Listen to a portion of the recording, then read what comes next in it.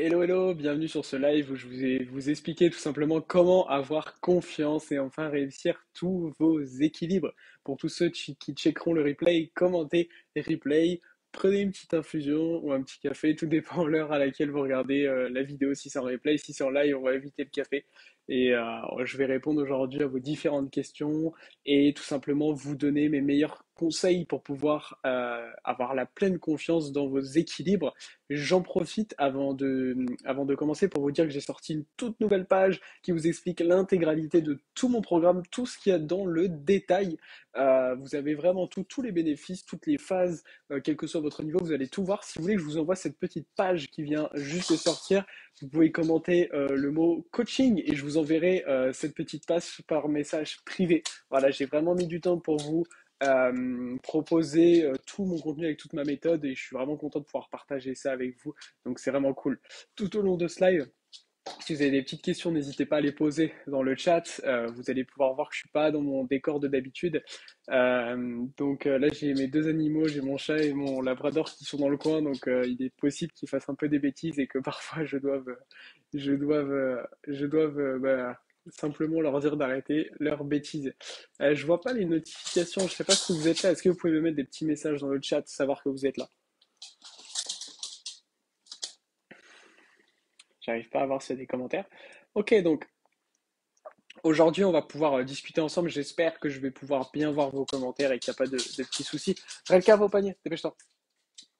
Désolé, ça commence déjà avec mes animaux. Ils aiment beaucoup être au centre de l'attention. Donc, du coup, aujourd'hui, je vais vous donner des petits tips pour avoir tout simplement confiance dans vos équilibres. Ah, super. Hello, Fox. Je connais pas ton prénom en entier, donc je vais simplement dire Fox. Cool, merci pour ton commentaire. Au moins, je sais que tu vois directement mon live. Si jamais tu as des questions sur tout ça, n'hésite pas. Donc aujourd'hui, je ne sais pas si l'horaire est optimal pour vous, 20 heures. Bref, si jamais il y a des horaires qui sont plus simples pour vous, n'hésitez pas à me le dire dans le chat et on va pouvoir tout simplement commencer. Alors, pour avoir confiance dans ces équilibres, pour une fois, j'ai pris quelques petites notes pour être sûr de rien louper sur tout ce que je voulais vous dire. On va commencer par voir tout simplement les différents types d'équilibre qu'il y a. En fonction des différents types, on va avoir besoin de développer différents skills, donc différentes techniques, que ce soit physique et mentale, pour tout simplement pouvoir réussir nos équilibres et avoir confiance dans nos équilibres. Donc, si jamais, en ce moment, je suis en train de donner, bon bah top, top Fox. En ce moment, je suis en train de donner une formation de 50 heures en équilibre un petit peu avancé. Donc, s'il y en a parmi vous de la formation qui vont checker le live ou le replay, ça vous fait une petite révision. Il y a trois types d'équilibres. On a les équilibres, enfin moi je les classifie en trois types. On a les équilibres debout, on a les équilibres sur les mains et on a les équilibres, tout ce qui va être inversion, la tête en bas. D'accord? Donc pour ces trois types d'équilibres, il va falloir tout simplement développer des choses différentes. Donc les équilibres debout, en réalité, souvent, à moins que vous ayez vraiment des petits soucis d'équilibre ou vous soyez une personne relativement âgée, souvent c'est pas des équilibres qui font plus peur que ça, les équilibres debout. Donc pour développer nos équilibres debout, on va pas vraiment parler là du mental. Par contre, on va parler de certains aspects physiques pour quasiment tous vos équilibres debout. À partir du moment où vous gardez un point fixe, c'est-à-dire que dans la posture, imaginez la posture de l'arbre, vous savez, avec les mains en namasté qui peuvent être vers le ciel et le pied à l'intérieur de la cuisse. Si jamais vous avez le regard qui tourne un peu dans tous les sens, ça va être un petit peu difficile. Mais pour les équilibres debout, en général, si vous gardez un point visuel fixe, on appelle ça le Drishtio Yoga, le point qu'on regarde, le point visuel fixe, qu'en plus de ça, vous engagez un petit peu votre sangle abdominale, globalement, vous allez pouvoir rapidement maîtriser une grosse partie des équilibres debout. Alors bien entendu, si vous avez des petits soucis aux chevilles ou autres, ça peut être un petit peu plus compliqué. Mais voilà, globalement, les équilibres debout, je ne l'évoque pas trop parce que bon, j'en parle dans mon programme, on les travaille dans mon programme chez Yoga Balance, les équilibres debout, parce que c'est important. Ça nous permet de comprendre pas mal de choses qu'on va pouvoir ensuite transférer sur nos équilibres sur les mains et les inversions. Mais sachez que les équilibres debout, globalement, on les apprend beaucoup plus facilement que le reste. Ok? Désolé, mais il faut que je boive parce que franchement, je parle beaucoup. Et après, sinon, ça devient compliqué. Ensuite, on va donc avoir, comme je vous l'ai dit, nos équilibres sur les mains. Alors pour les équilibres sur les mains, comme par exemple le corbeau, vous savez, Bakasana, où on dépose le coude au niveau des triceps enfin le genou au niveau des triceps ou du coude. Là, ce qui peut arriver, ce que je vois des fois chez mes élèves, c'est qu'ils ont peur de tomber devant. Dans ces cas-là, on va avoir besoin de développer majoritairement deux choses. On va avoir besoin de développer nos capacités mentales et nos capacités physiques, d'accord? C'est-à-dire que vous pouvez travailler que sur votre physique et au fur et à mesure, vous allez progresser.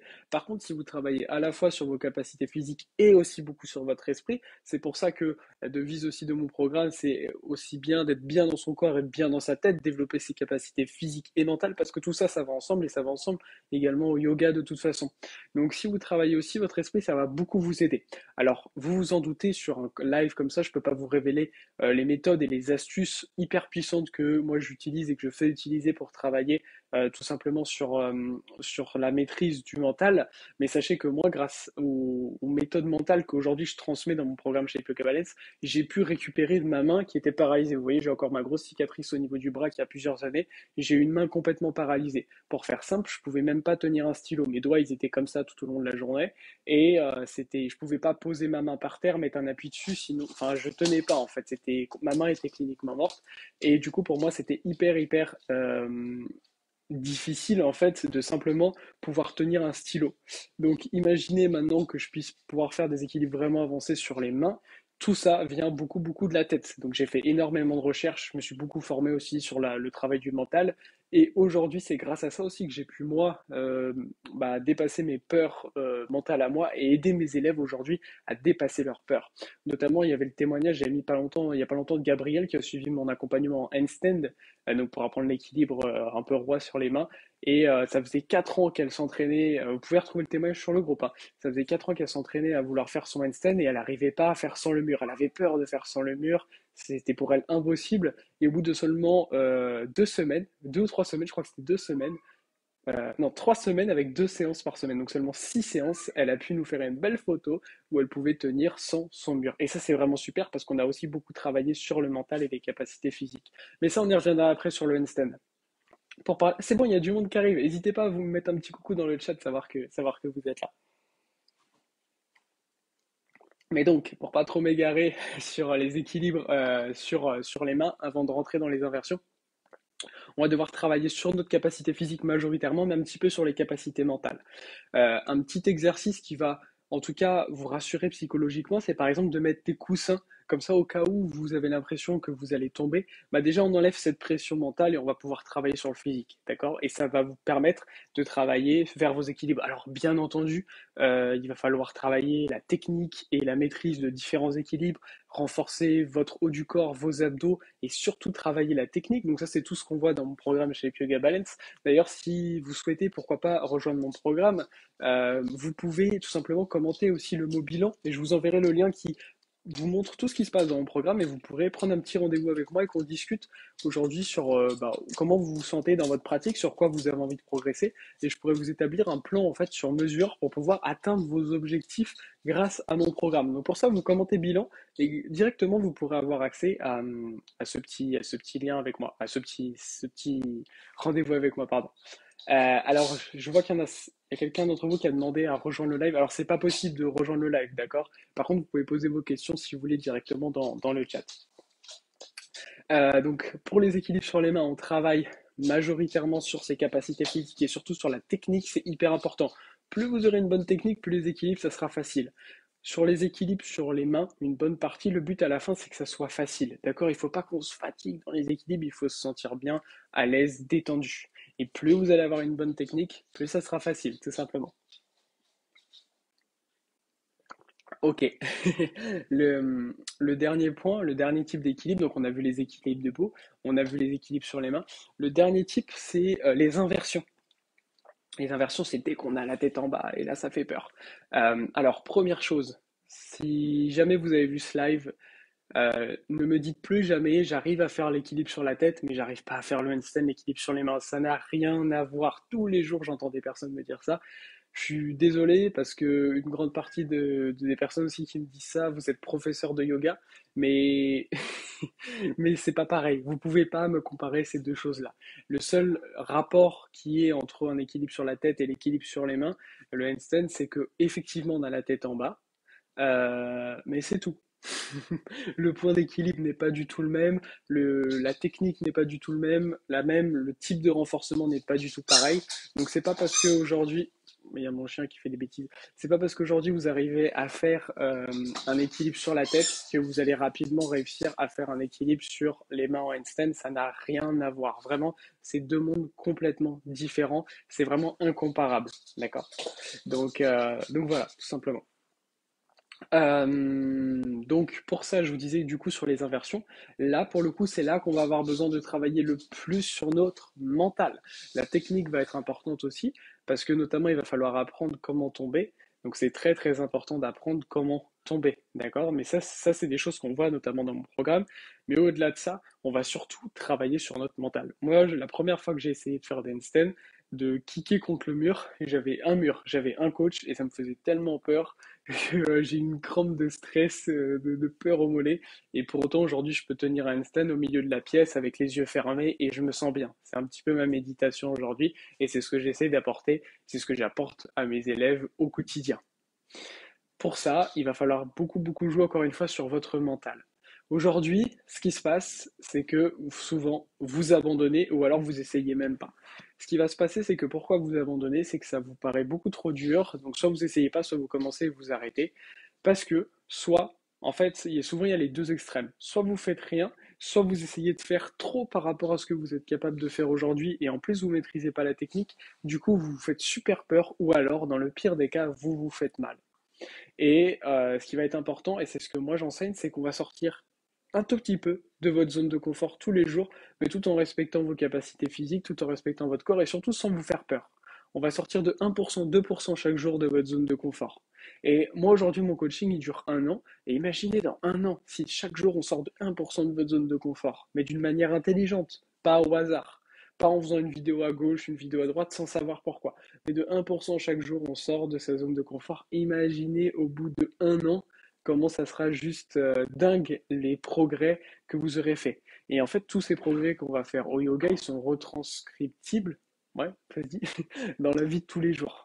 En fait, vous allez voir que toute la confiance que vous allez gagner dans vos équilibres, dans votre bien-être, dans le relâchement, c'est quelque chose que vous allez gagner aussi au quotidien.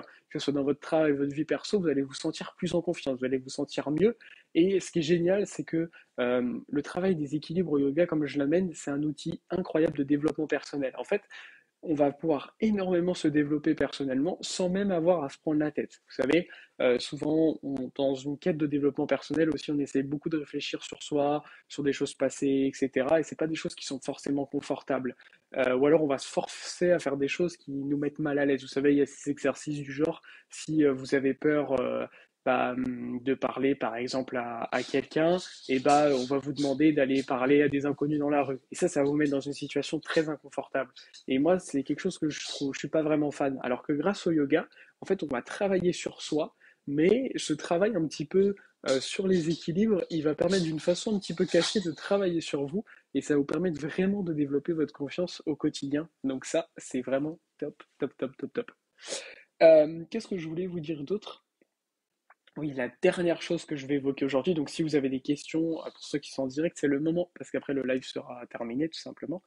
Euh, la dernière chose aujourd'hui, c'est l'utilisation du mur pour les inversions. Vous savez, quand on essaie d'apprendre une inversion, donc que ce soit sur la tête, sur les mains, sur les avant-bras, on utilise souvent le mur. Et c'est pas une mauvaise chose. Mais j'avais déjà fait une vidéo sur YouTube sur le sujet d'ailleurs, mais souvent on l'utilise super mal, d'accord? C'est-à-dire que souvent ce que vous vous dites pendant vos inversions, c'est OK, j'ai le mur, je vais toucher le mur, donc souvent vous envoyez vos jambes au mur et vous espérez un jour décoller. Et c'est moi juste vous dire un truc, c'est absolument pas la bonne méthode. C'est absolument pas la bonne méthode.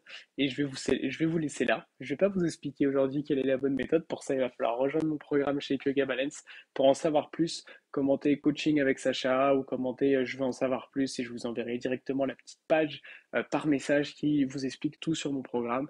Et vous aurez la possibilité d'avoir un bilan coaching sur mesure qui nous sert tout simplement à voir où vous en êtes aujourd'hui, fixer ensemble quels sont vos objectifs Et si je vois que mon programme peut vous convenir et que vous voyez que ma façon de vous amener cette solution peut vous convenir, alors peut-être vous pourrez rejoindre mon programme Shape Yoga Balance et atteindre enfin votre plein potentiel physique et mental. Je rappelle que c'est ouvert à tous, que vous soyez un grand débutant, tout comme si vous êtes professeur de yoga, il y a différentes phases dans mon programme et c'est vraiment adapté à tous. En tout cas, c'était un grand plaisir pour moi de vous voir ce soir. J'attends vos petits retours en commentaire pour ceux qui sont en live, pour ceux qui sont en replay. Et je vous souhaite un très très bon week-end ou une très belle semaine, tout dépend quand vous verrez cette vidéo. Namasté.